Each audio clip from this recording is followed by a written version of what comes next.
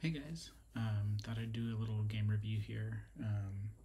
Haven't done it in this program before, so bear with me if I'm messing around and screwing things up. But yeah, so that was not you guys' first move, was it? So let's, yeah, okay. So to get us on the right track, here you go. Oh yeah, so opening with a 5-5 is kind of interesting. And by interesting, I mean it's definitely beginner. You guys are beginners, and that's fine. And it worked really well because both of you played moves that seemed reasonable to you and treated them as though they were reasonable. They're not impossible, but they're very seldom seen. Your standard opener moves in the corner are going to obviously be the star points here.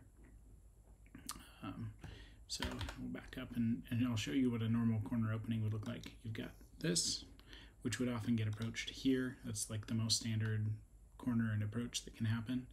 And then of course you got all sorts of responses. You can just back off. You can kick it, stand up. You could pincer it. Like there's a bunch of stuff you could do, but that's just a very standard opener move. Another standard opener would be just one tighter than that on either side, like to the edge. So a 3-4, and of course in early game it doesn't matter. I should clarify. In early game it does matter. In the very beginning it doesn't matter, because, for example, this is better for black, right? Like black is saying, hey, I've got this much of the board and I want this one extra space. It's saying like I've got this side, right? So make my side bigger. It would be not so great for black to play this direction and go, hey, I want this, but I just want the smaller side and I want it to be low, right? Because low is less territory. So really you want to try and be maximizing the amount of territory that you're getting, even at a very loose and conceptual level like this. So yeah, but all that is to say 3-4s are really common. 3-3s also relatively common. It used to be really common to start with 3-3s like this. It's very territorial. You are claiming the corner. This is defensible. Nobody can just come in here and live. But it's small, right? Like you're not angling to build a wall with this. You're really just not reaching toward the middle. But that said, these three fairly common moves. You can also get a 5-4. Is a relatively common move, and a 5-4, usually what would happen is that what you're angling to do is like come back and claim a second move here to get this whole corner, right? Because like if you get a 3-4, a really common follow-up would be to enclose it like so, or like so later. So you're just reversing that order. Basically you're saying, hey, you can jump in there and steal that spot if you want, by doing 5-4. You're giving white the opportunity to come in here, but if white's, interested in something else, then you can just come back and claim it. So it's just a little bit of a cart and horse kind of thing in the beginning of the game.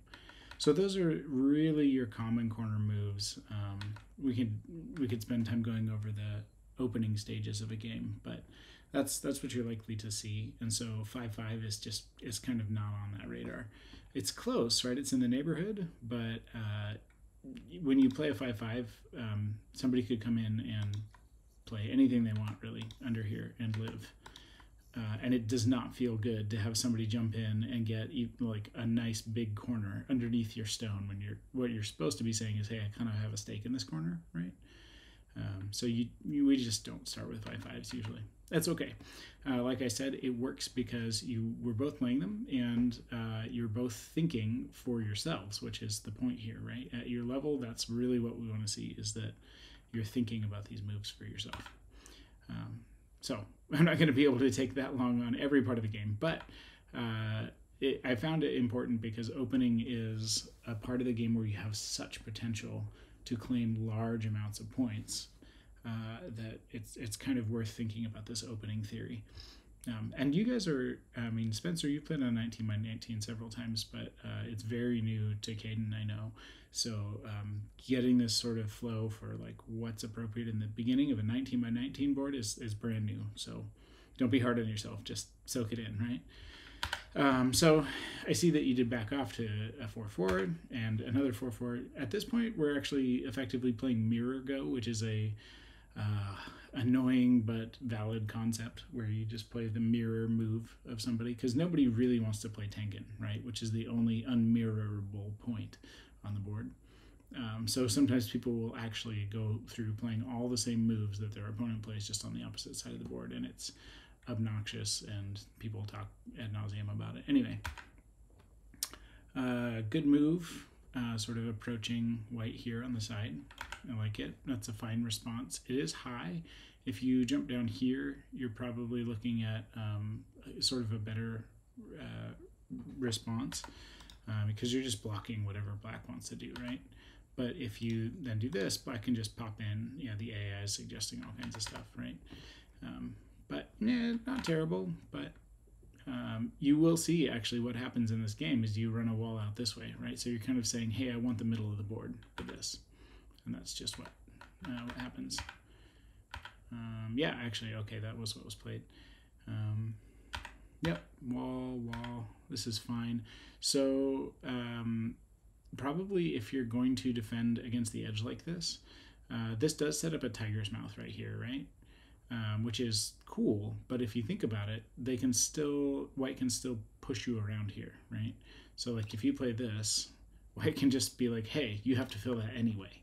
And that makes this stone look really dumb, right? Like you had to fill it anyway. So, right? So that's another kind of strategy you can use in Go is you can think, hey, how can I play something that makes my opponent's last move look kind of dumb?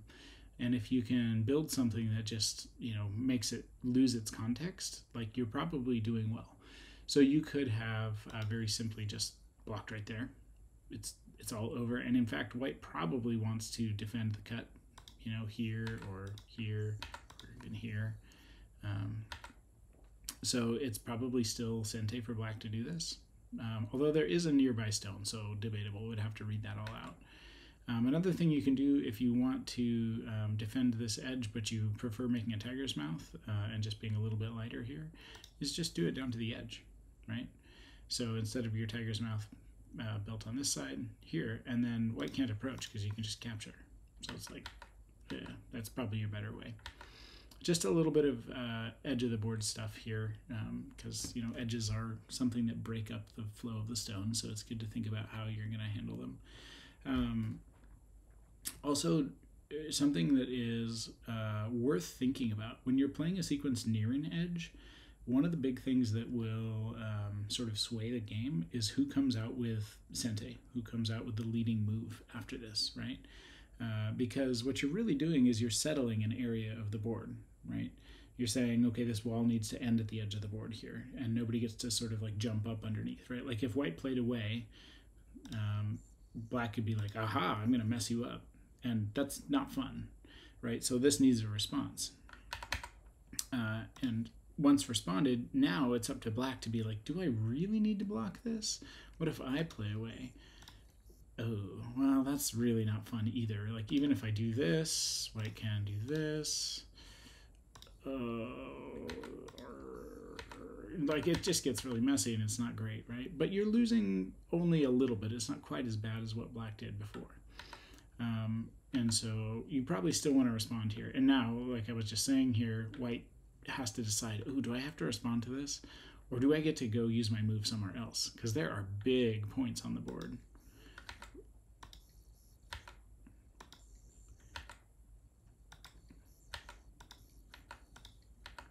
All of these points look pretty big, right? Like you could even just straight up approach, or you could even 3-3 that. Like there are many big points on the board if white doesn't have to respond here. So this is something I want you to be thinking about in your games is at what point can you escape an encounter, right? Like there are these little exchanges that happen. And when one is happening, somebody gets to leave first. And whoever gets to leave it first, frankly, gets to lead the game. They get to choose where the next encounter or exchange happens. And if you can choose which exchanges happen, then you can try to evaluate, hey, is that exchange good for me? Because then I'll do it. And if it's good for somebody else, like, hey, can I get there first and like make it good for me, right? so you can direct the whole flow of the board if you can escape these encounters first, which means if you can see how the sequence is going to go, you can choose, hey, I'm only going to play the sequences that end with me escaping first, getting Sente. And if you can do that, yeah, you can just lead the whole game. It's really cool. And that, of course, gets harder as your opponents get more difficult to play against because they're trying to do the same thing, right? So you'll have to read a little farther, or you'll give up different things, and that's where style of play kind of comes to play. But yeah, be thinking about it. Just think about who gets to leave encounters, who gets Sente. So what did we do? Yeah, that. Yep, and exactly. Oh, did I? I think I demonstrated that, didn't I? No, that happened immediately. Yeah, okay. And then this was actually not necessary yet, right? Because if you don't play that, black's attack is to do this. Then you can fill. Then there's this, and this doesn't escape well. Like, this is not going to end well for these 3 black stones. Right, so I mean, I guess you could do this. So maybe something there. Even still, worst case, like, white's still gonna get a wall here, right? Like, it's not end of the game kind of stuff. It's not great. You lose some stones maybe, and I may not have played that optimally. I haven't read this all out, but it felt really slow to be like, nope, don't do that. And in fact, if you're gonna block early, I think you might block early in a way that helps your overall shape up here a little more, like this, because that kind of lends some help over here instead of just being way on the side, right? And yeah, black could do this. Oh, sorry, I think I started at the wrong place. Yeah, here. Instead of blocking there, do something like that. But even still, I don't think this is the most important area of the board now. Like, this is already kind of settled. At this point, it's far more valuable to go somewhere else and just use that move someplace else other than this corner. Build something big. Yeah, okay. And black kind of did take advantage of that by this Hane. This Hane was pretty big. Just for imagination's sake, right? Let's take a look at this. This extends the wall more or less to the left. Well, there's this interesting little tussle that happens out here, but it kind of moves left. If black hadn't done that, say black had done something else somewhere else, white jumping here, or just a Nobi here, just going straight here, or just doing this, like, this looks really bad. That makes this shape crumple in on itself and just get tiny, right? Whereas you have this nice wall going, you really want to keep that going. You don't want to be cut into. So that was a pretty big move for black to be able to do that. Let's see. This is where I follow a guy online, Nick Sibicki, does all sorts of good Go lectures, and he coined a little phrase, Tengen is always wrong. And clearly at the very end of the game, when everything's getting packed into the board, it really doesn't matter where Tengen is. It just matters situationally what's on that point. But early game, Tengen is pretty much just always wrong. Like, if you start a game with Tengen, you're just messing with somebody. And it's fine. You can do that. There are no rules about where you can and can't play, other than, the standard rules. But, like, just don't play Tengen unless you really have a good reason to, right? Not bad, not bad. Still building that wall. Maybe this. I don't know. You can still, it's still kind of that follow-up. It's not terrible. I'm not going to pick on it. Good response. Just keep your wall in place. The wedge was a little aggressive here. Yeah, you can see why, because it just gets cut off, right? And now you're starting to fight. Generally, I don't know. You just got to pick your fights. Like, if this was the fight to have in this game, okay, cool. But you probably kind of need to know what you want out of the fight before you start it. And wedging between your opponent's stones is asking for a fight, right? Like, this stone already is down 2 liberties. It's down to these 2. So one more and it's in Atari. Like, this is severely disadvantaged in a fight, just out the starting gates. So wedging is a hard way to win a fight, right? Or at least the local tactics. And in fact, yeah, it did kind of hurt, right? Like, this, this is a really interesting shape. This shape is fantastic in early beginner stages because it's efficient, right? You've got this diagonal wall, which would otherwise be really attackable, with all these cuts, right? Like, oh no, that's a bad time. Ooh, lost this black stone, right? Those cuts they hurt. Doing this seems like a really great response because you get these two tiger's mouths, right? Awesome. It's defended, you might think. But what this does is it creates what's called aji, right?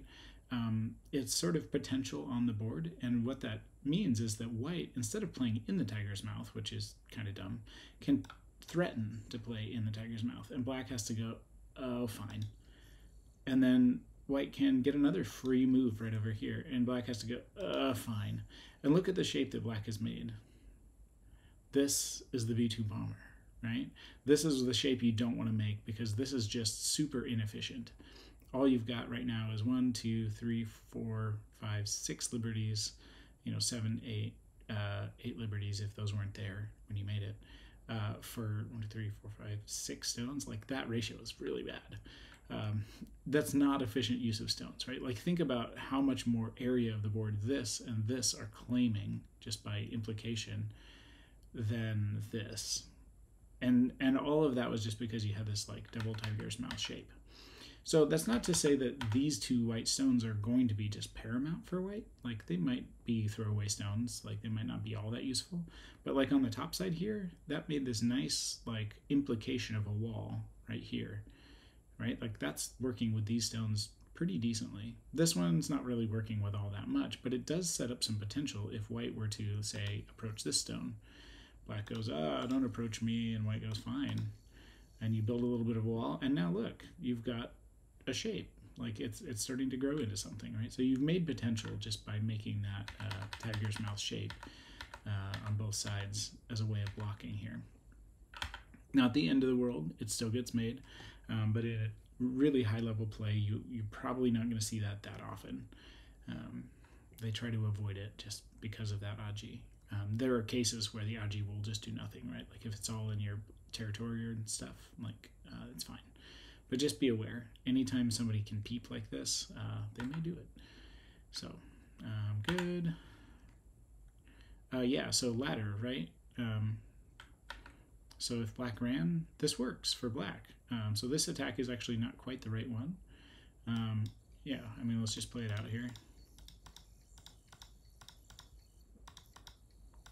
Oh no, right? If black can get to a safe stone, as opposed to the edge of the board, or an enemy stone, then as soon as he has the liberties here, white can be like, hey, I'm still going to surround you, and black be like, no, no, no, and now like white has no defense, right? Just going to get massacred on both sides, even, because that's just not a good shape. Ladders only really work if you can actually play them out and capture the stones. Otherwise, just not a good time.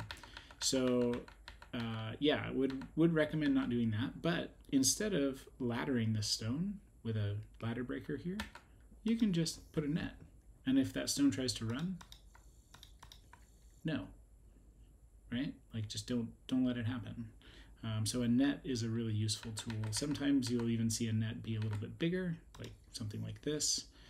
This can be escaped, kind of, but it's not pretty. It's not easy. Like you have to have some surrounding stones for help, otherwise it's not going to work. So yeah, nets are a good alternative to ladders.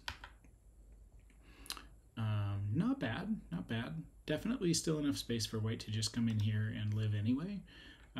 But the implication is good. Like you're helping this battle, and you're wanting your side down here. Unfortunately, this is one of those moves that just kind of tries to do too much, and so it doesn't actually do any one thing. You want to be a little more decisive with your moves. On the flip side of this stone and laddering, like I think I would have just run it out, right? Like because that's a valuable stone to cut across white's wall here. You can just run it out, but if you don't want to, you can also its aji and be like, I'm going to save that stone, and white will be like, oh, no, and then you've got a stone here, right? So that's always an option if you just want to give up a stone. In this case, don't, because you can cut, right? Use it. Okay, shape. Yeah, didn't need to do that. Well, I don't know. That's a good question because I did just say run that ladder out. Um, it still feels like that. Boy, I don't know if that's the biggest thing on the board. Um, when I say biggest thing on the board, like there are still really big moves just to claim large areas, right? Even just invading, like that's really big still. Like there's early game stuff, and while this ladder, it works for black. So you do want to take the Aji off the board. I'm not sure now is the time. Like it, because rarely does the ladder actually fully get played out, right? Like people will play a move or two maybe, and then they'll realize, oh, that doesn't work for me. And then what will happen is they'll change their minds and be like, well, if that ladder doesn't work right now, what if I just play a move that makes it work for me? And like I get something over here for that, right? But now that ladder doesn't work, so black's pressure is back here. And like, oh, do I want to save that stone? Well, that doesn't work because that's the ladder, right? But I could threaten to save that stone. So it puts pressure back on the stone that could have otherwise survived, and it gets you something free all at the same time, right? So I think the timing is wrong, but capturing that stone is something that is not without value. Yeah. Not bad. Yeah, I'm okay with that. Really playing out in the middle of the board this early is just not normal, right? Like there's still a bunch of corner territory that needs claiming and sides. I'm going to not be a broken record, okay? I know that I've said that a few times now. It's just that early game is not done, so it feels really wrong to be fighting out in the middle at this point. Yep, hey, the peep. Exactly, right? So that's already a fairly heavy shape. And this is almost the peep, but this actually worked okay for black because it got sort of this fake panuki here. That's that shape right there with an eye in the middle of it. A panuki is actually when you, when you capture to get this shape, and then it's a true panuki. It's kind of funny. It's like how you got there matters. But it's a really strong shape, right? Like it's not strong in that it's an eye, right? Like it's already cut in two places here, so it's a false eye. But black doesn't need it to be an eye. This is connected back to friends, right? But what is cool about this is it is liberties, right? Like you have liberties around it, but then you also have this liberty that white can't play in until it's fully surrounded, which adds some resiliency to the shape, right? Like it's very hard to attack this thing, at least quickly. That's fine. That's good. Not bad. Could have been a little quicker. Let's see. Yeah, okay. This battle is kind of funny because there are no stakes, right? It's more of just like a breaking into white's supposed area, but white hasn't really fully claimed this area yet. So it feels probably bad as white because you're like, hey, I've got this nice big wall. I want this half of the board, right? That's sort of the implication of the early game. And black is just walking in, which hurts, right? That stinks. But also like playing here to back up this stone, like black can just cap it off. Like there's no threat of a cut. So it's, I don't know, it's kind of like two people sword fighting out in the middle of a field instead of like bringing all the forces and really doing battle, right? Like it doesn't matter who wins because you still have huge armies on both sides. Like there's a whole fight to fight still, but this is just sort of dinking around. Like, and if you're gonna waltz in, like be serious about it, right? Like black can really go nuts instead of poking here to cut again. I mean, just mess it up. Like what is white gonna do? Take one side? Oh, take the other side. Get in here and just really start making it hurt. You know. So you can be a little more aggressive if that's the goal. So you got to kind of think what's the goal on the whole board level. This ended up working out kind of strangely. The implication here is, it's going to get cut. And so that got ignored, which that ended up being a problem because then later the stone threatened to do a second thing and you just couldn't do two things at once, if I recall correctly. Yeah, so white plays away, black cuts. And, you know, that made this group really alone with only one kind of eye, right? Like there's an eye, but black could also play it here to make it a false eye and then just run, right? So it kind of hurts. Yep, so black sort of meandering right through white's wall. This was painful to see. And I was nail biting right here because I was like, oh man, there are follow-ups, right? Like, if, say, white ignored this, right?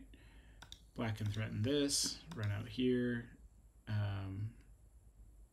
and, you know, I mean, white kind of has to cover this to keep a shape in the corner, and now this is, like, super strong. That's actually not the thing I was reading. I'm trying to remember what it was. It had to do with cutting in two places, like cutting here as well. Anyway, this shape is getting really compromised at this point where black is wrapping around it.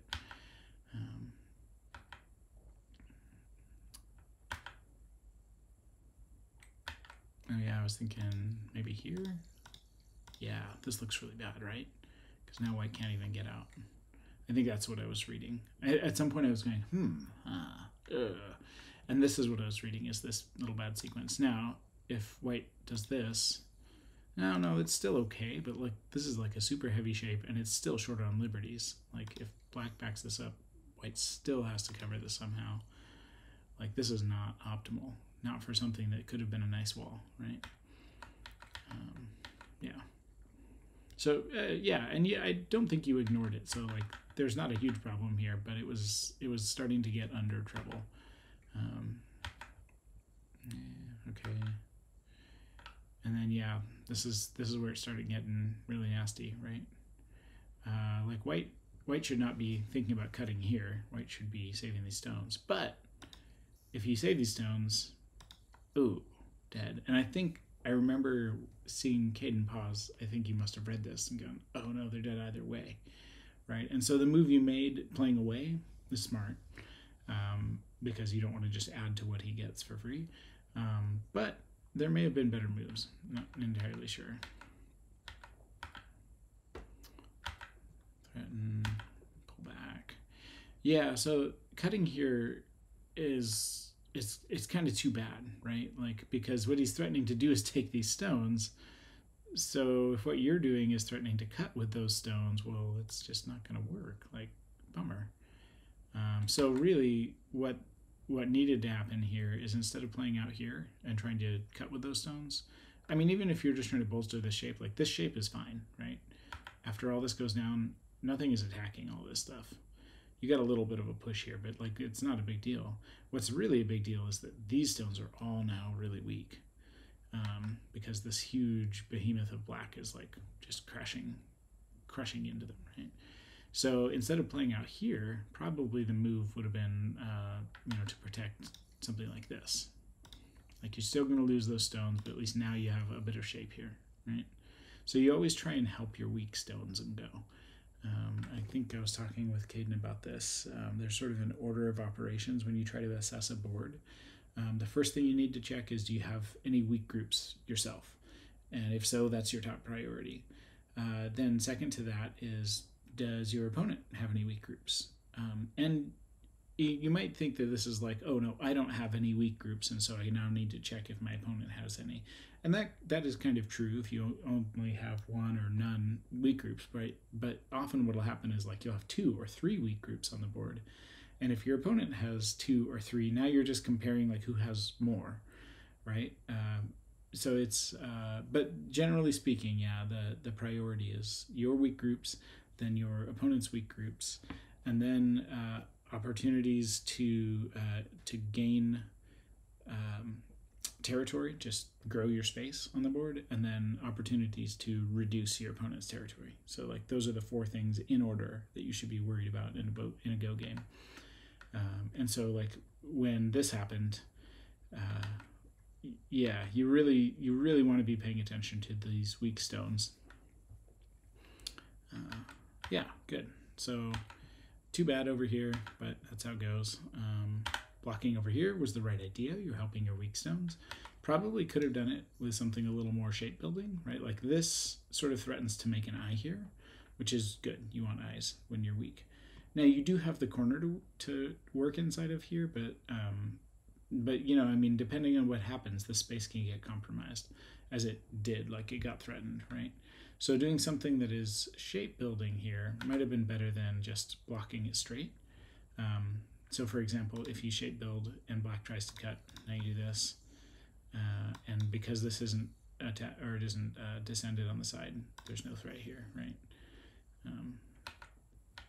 If black already had this stone, that maybe becomes a threat. I don't know, like probably not actually. No, that's not good, but you could do this. I don't know, it's not pretty. Yeah, so yeah, but like shape building is generally a good idea. Like you want eyes when you can get them, especially in your weak groups that may run out of eye space. Okay, so black pokes it. That's a good move. Good defense. Yeah, this, no, don't do this. So your weak stones, one of the things that makes your weak stones weak is that they have a lack of liberties, right? Like if they're already starting to get surrounded. So what you did is you took this 1, 2, 3, 4, 5 liberty group and you just got rid of a liberty. You just made it a 4 liberty group, 1, 2, 3, 4, right? So don't do that. It did attack this stone, but like if black just covers that stone, now you've just lost a liberty. Like this would be the example of a bad exchange, right? All you've done is lost a liberty, and black just strengthened his one, attackable point here. So you want to not do that as white. What you should do as white is what black then did. Just make shape. Just build a wall. Surround some space here. Get a little safer, right? So when white did this, black said, haha, I'm going to do that. And it is kind of natural to remove the threatening stone here, right? And just realize that like this could come back, right? Like after some moves, or a move for black, and then you can come back and capture this. So it can come back, and this can kind of go back and forth. So co's are a thing, but especially when you're weak on the board, you really don't probably want to start a co, because you're not going to have great co threats. We'll talk co's some other time. They're a fun time, but yeah, instead of removing this threat, probably just filling it is okay, depending on how many liberties you have, because if black just keeps going, that's not so great. But the same is true here, right? Like if black keeps going, not so great, because like you still kind of have to fill this, or black can just come back and do it, right? Like if you try and make shape, well, black can do that, and that threatens this, so you have to do this, and like, anyway. Definitely these were under duress, right? Let's get a little farther along. Yeah, covering this as black is slow, right? You're making sure your stones are strong, but you're not attacking this very attackable thing. And also, like, if you do need to add some strength to that, like during the middle of an attack, you can just take this. Oh, right, that just happened, so sorry. You can just take that, right? And then these are strong again. So this is maybe a little bit slow. If black had instead just gone, here, like this is, white is hurting, right? Even if white tries to defend there, man, black just comes over. And like, where's the eye, right? This is false. You have one eye, right? But if you come here, black does this, there's one, that's just one eye. Like it's just dead. This whole group is dead. And black didn't have to do anything but just like a basic push down the side. So, if white threatens something, you just take it away. Like, yeah, I think that's probably how that should have gone. So sorry, Caidyn, killable group over here. Maybe there was a way you could have defended it a little bit earlier on, but okay, here's where we're at. You do the right thing and you defend totally where you should. Good job, you saved the group. Nice job. Kind of slow for black. It's fine, you're parading through white's area, but again, you can be faster. You could peep things. I mean, you can be all sorts of different nasty, not just like making a panuki.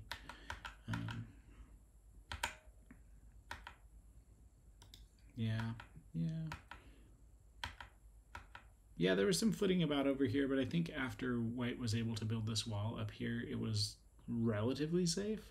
This is still a pretty small shape to keep alive.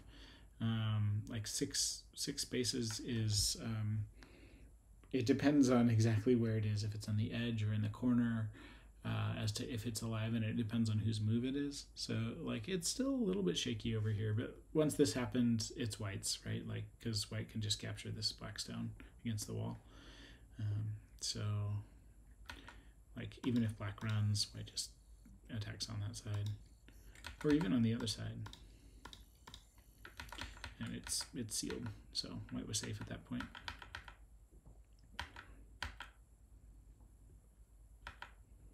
All right, let's see. We're going out into the middle.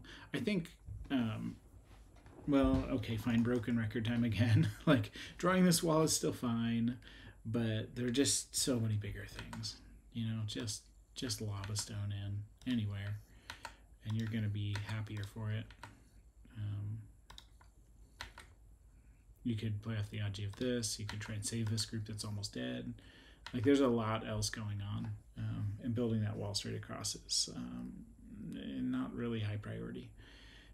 That's a funny thing about Go is, like, you'll find these weird things happening where, like, certain areas of the board, they end up not being worth a lot for either person. Like, if you draw this line, you know, on, like, line 10 here, it's only minorly different than if it gets drawn on line 9, or even line 8. Like, you're talking 5-6 points on either side, so a swing of like 10 or 12, and that's fairly big. But like owning a corner, like that could easily be 20 points or something, and that was one move to do it, right? So like it's a very efficient play to get a lot of points to just go steal somebody's corner or even a side. So let's see. Yeah. Oh man, these double hanes.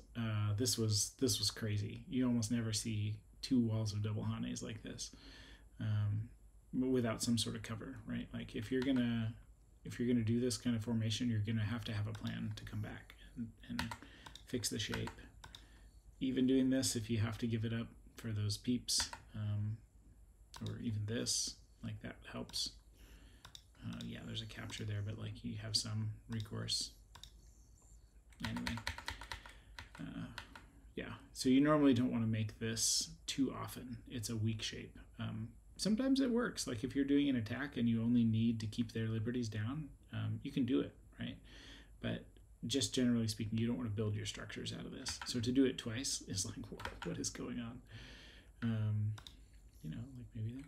Now you have a panuki that looks pretty good. And it threatens this, so black has to come back. Anyway. Yeah, okay, fixes a shape. This is unfortunate, right? Like, this doesn't have a lot of liberties. Thankfully, this is a ko, so if black does try to cut this thing, well, let's see. You can keep it alive this way. But this gives black a free move. Free. Bam. And then this is still not a great shape, because 1, 2, 3 liberties for all those stones. Granted, again, you have a ko, so but like starting to get a little in trouble here, right? Like these white stones overextended a little bit, and so to come back and like defend them is kind of difficult.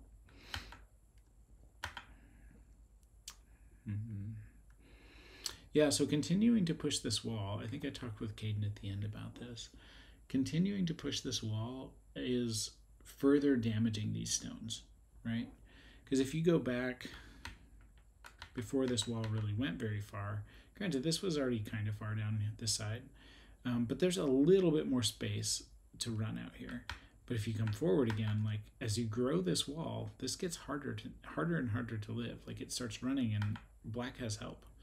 So you usually try not to do things that will damage the prospects of your own stones somewhere else, unless you're already planning on sacrificing those stones or something, right? So probably not the right time to push this wall. This wall's gonna get built at some point anyway, whether, like I was saying, whether it's higher or lower. but this is an urgent thing because this is a group that could die, right? So you don't want to damage it. You want to do the opposite. You actually probably want to, instead of something like this, start attacking this from the other side. Start to threaten to link up. Say, no, I do want to link up. Okay, look at this. Like, now you have so much more shape over here, right? And that was just from threatening to cut over. So try and attack from the weak side, and then you'll strengthen the stones that are weak.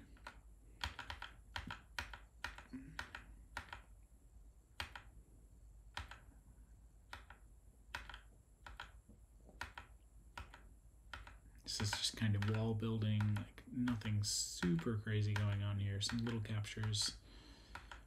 Hey, good defense. I mean, so this is actually a place where this kind of defense starts to look a little better because the peep here for black is not awesome. It could actually, it later could be really good. Like if, say if black tried to do something under here, right? And white was like, no, I want this space. Then black can be like, actually here. And now black kind of has a shape. This is still invadable and attackable and things, but like it maybe would help that fight, right? But that's just potential, right? Like it's not sure to happen, so it's not a terrible way to block. But you already have a Panuki right here, so like just do it this way, you know, much stronger and leaves no Aji, or at least far less Aji. Okay. Yeah, I mean, it wouldn't have given this move to black for free, right? If white moved here, that doesn't need a response. Like, yeah, so. Yeah, okay, so wall built. This kind of hurts as white, right? Like, white really wants something like this move.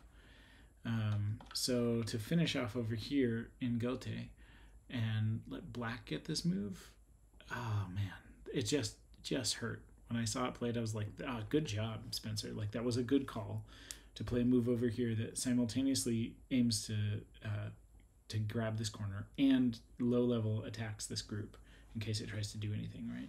And I really didn't know if Caidyn had just been like, no, those are dead or not, but they're not dead. You can definitely still build something out of them, and he did. Boy, it gets harder when you get these kinds of moves in, right? That just help black situation over here. I mean, just imagine it, right? Like if white gets here first, say black plays over there, like that's, black doesn't want white to go into the corner, so probably just something like this. Then you can, I don't know, almost anything else to try and link up the groups and like try and make something of it. Like you're working with something here, right?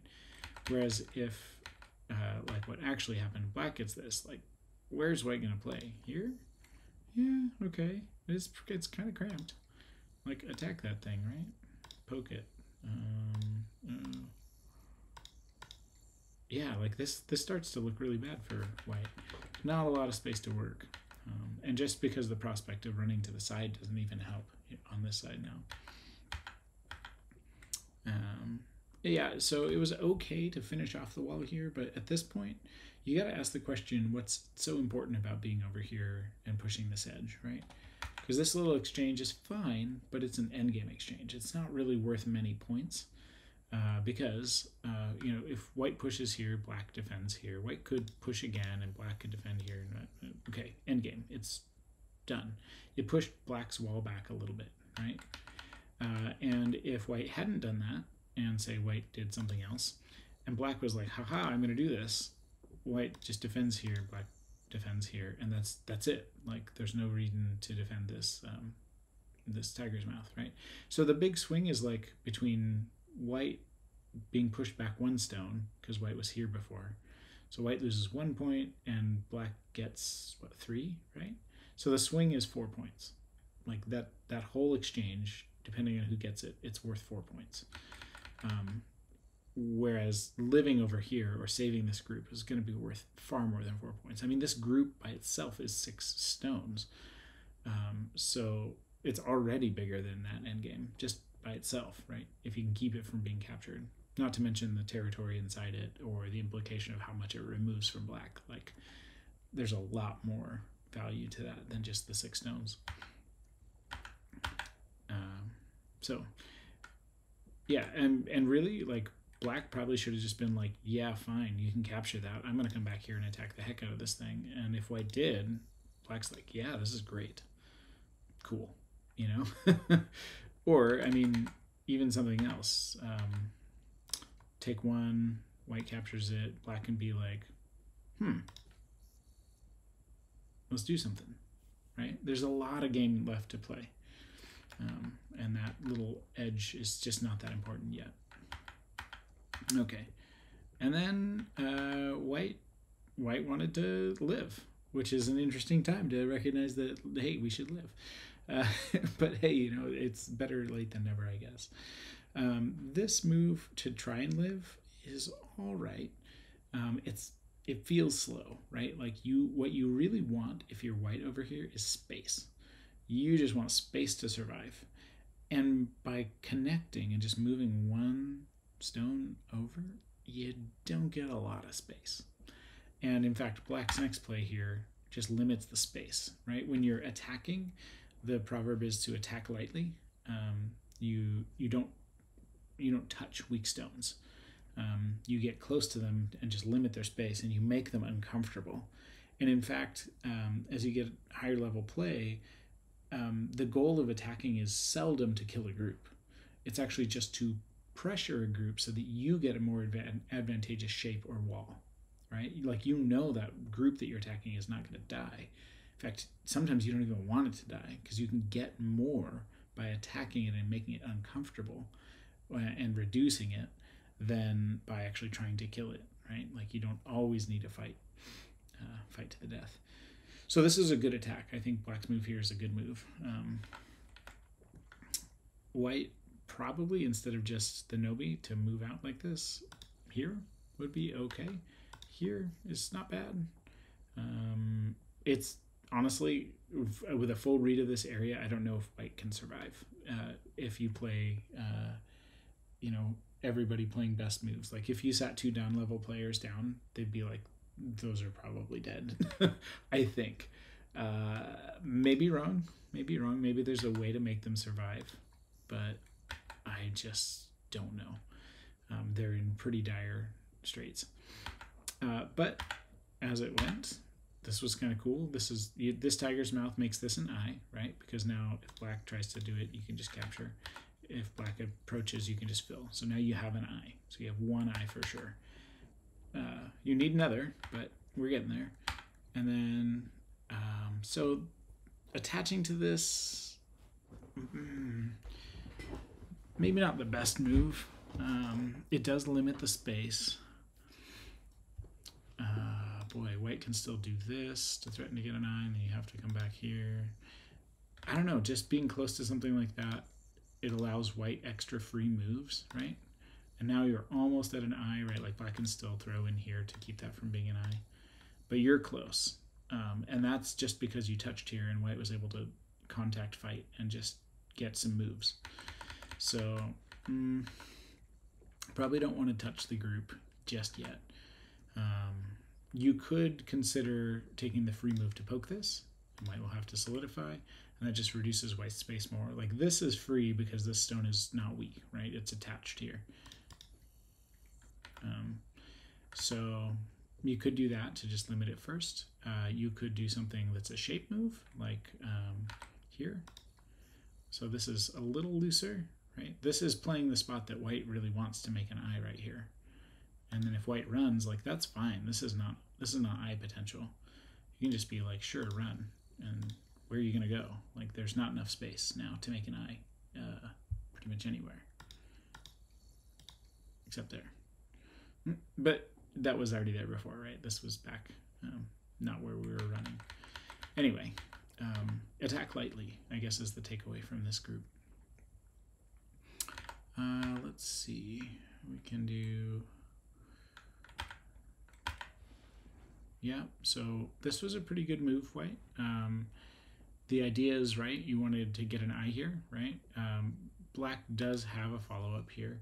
If you throw in, you can force this to always be a false eye.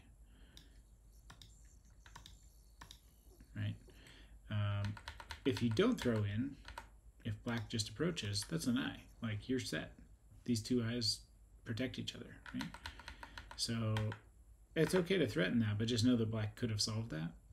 And then just try and imagine what those shapes look like, and like, is there anything you can do with what's left over if that happens?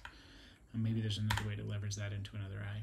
And then, yeah, black did this to just kind of limit its space, which wasn't really the right move, right? Like, you could have thrown in and gotten rid of that eye, but instead you just let him have it.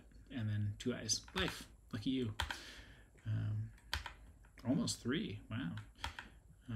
And yeah, at that point it doesn't really matter. It's alive. It is the tiniest group. It is literally 2 points. But it does remove a lot of black's points, right? So that was pretty big.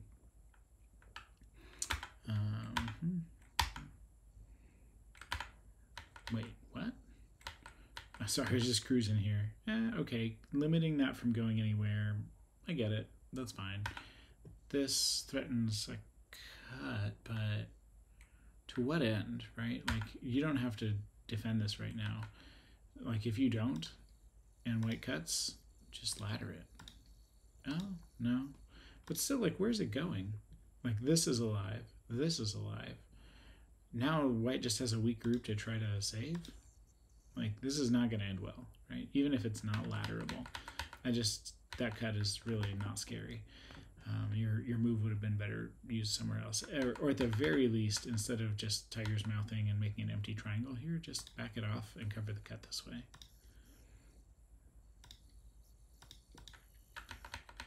Right, this kind of like 3-point thing here is a really kind of elegant way to cover cuts, because it allows you to still be flexible, and your stones are a little lighter, and they even make eye shape if you need that. So yeah, the clamp here, I mean, no, I don't think you're getting anywhere with that, right? You just, yeah, he made a Panuki shape, and like, it's not going anywhere. It was fun to try, I guess, but didn't really go anywhere. Oh, by the way, all this time, fighting over this group is pretty big, right? Because keeping it alive is amazing. But doing this would have hurt a lot. Because you can only net, well, I don't know. This has some backup, right? But you can only really net if you're threatening a capture. Because if black pushes and black pushes, now you have an Atari, and like, you can try things. I don't know, like, there's something there, right? It's not elegant. So it does hurt to just break into the territory here. But that's not the only place that it could happen. You could also do this.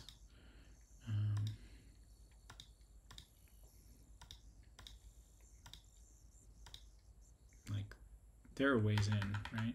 So you got to watch out. You got to protect and build strong shapes before you leave shapes, because coming back to them, can be just as fatal or worse once the board is more defined. Then you know what you're working with as far as an attack. So yeah, those are definitely bigger than this like not threat over here.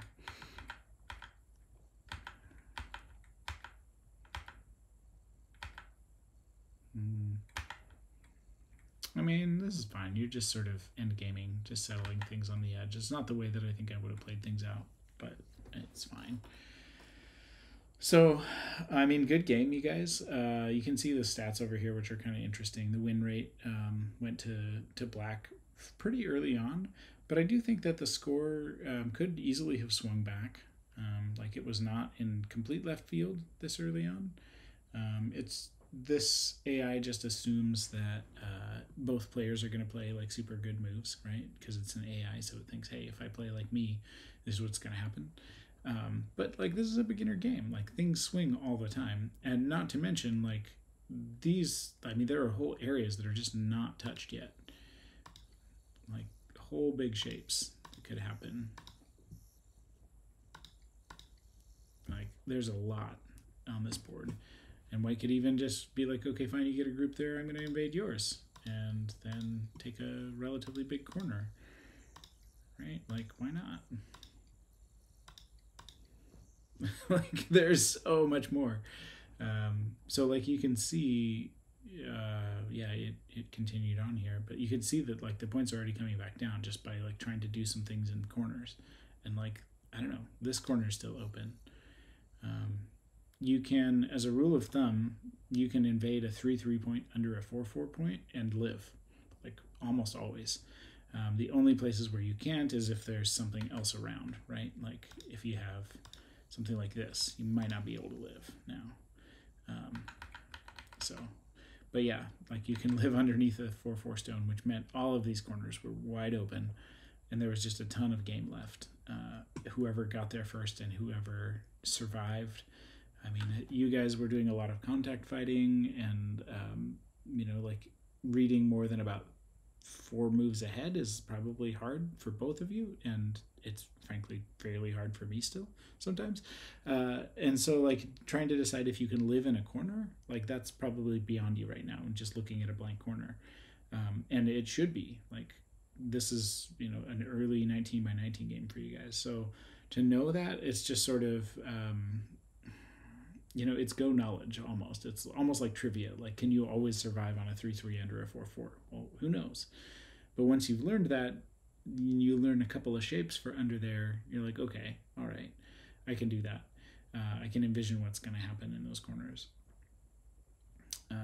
And that can dramatically change the way that you can, play the whole flow of your game. Because there's stuff that just was not that important that got played that was happening before some very big important things. So there was a lot of game. It would have been fun to see the rest of the game, to see if you guys just would have assumed that you couldn't live in there and just let it be, or if you would have just gone nuts and tried things. I would have loved to see that too. But honestly, I think you guys should play again. This one went in Spencer's favor. The next one might go in Caidyn's favor. Like, you guys are a decent match. I think you're not the same rank, but you're close, right? And really the goal is to play games against people who are your strength or a little stronger.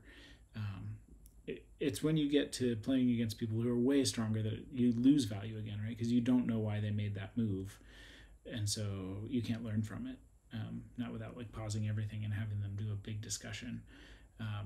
But when you're playing somebody just slightly stronger than you can be like, ooh, that was a good idea. I'm going to tuck that one away for next time, right? So anyway, good game, guys. I hope that you enjoyed the review. I don't, you probably just spent a lot of time looking at a Go board again. So hopefully you'll come back for more Go fun. Also, thank you, Spencer, for pinging me when you came through town. It totally made my day that in your few hours in town, you're like, Kevin, go, let's play. And then I didn't even play you. I found somebody near your strength and had you play him. So Caidyn would be a good sport and come out early morning after grad and everything. And I hope you guys will get to play some games. If you play online, let me know. I'd love to come watch. I won't have any spoilers, I promise. And yeah, no, hopefully we can keep this thing rolling and you guys can keep enjoying more Go. Have a good one.